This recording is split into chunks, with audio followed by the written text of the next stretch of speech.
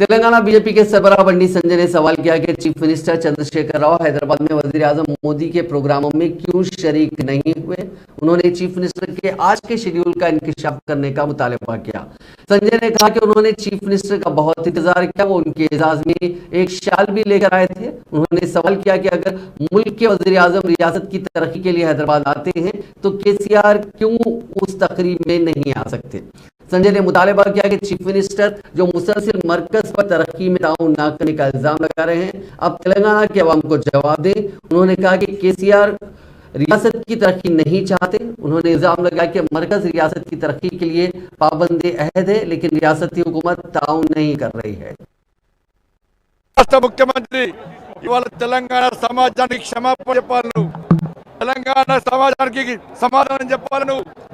ఎందుకు రాలేదు, దేనికోసం రాలేదు, మీకోసం వెయిట్ చేస్తాం. మేము నువ్వు వస్తావు అనుకున్నాం, కానీ అభివృద్ధి నిరోధకంగా నువ్వు మారిన విషయాన్ని తెలంగాణ సమాజం గుర్తించింది.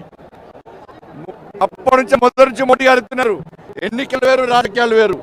ఎన్నికల వరకు మాత్రమే రాజకీయాలు, ఎన్నికల తర్వాత అభివృద్ధి లక్ష్యంగా ప్రతి రాష్ట్ర ముఖ్యమంత్రి పనిచేయాలి, ప్రతి పౌరుడు పనిచేయన్నారు.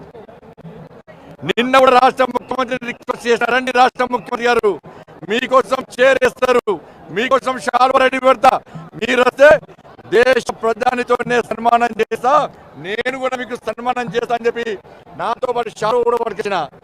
కానీ ఇంత బిజీ షెడ్యూల్ ఏందో ఒక్కసారి తెలంగాణ సమాజం ఆలోచించాలి. దేనికోసమైనా రాష్ట్ర ముఖ్యమంత్రి ఉన్నది వల్ల ఇన్ని సంఘటనలు, దారుణ సంఘటనలు జరుగుతున్నాయి. కనీసం ముఖ్యమంత్రి స్పందిస్తలేడు. దేశ ప్రధాని ఈ రోజు వచ్చిండు, రైల్వే మంత్రి వచ్చిండు, ఇక్కడికి గౌరవ గవర్నర్ గారు వచ్చిండ్రు, కేంద్ర మంత్రి కిషన్ రెడ్డి గారు వచ్చిండ్రు, మేమందరం వచ్చినాం, తెలంగాణ సమాజం వచ్చింది. వాళ్ళకు అభివృద్ధి కార్యక్రమాల్లో భాగస్వామ్యం కావడానికి, మోడీ గారు ప్రారంభించే అభివృద్ధి సంక్షేమ పథకాలను చూడడానికి, కళలో చూడడానికి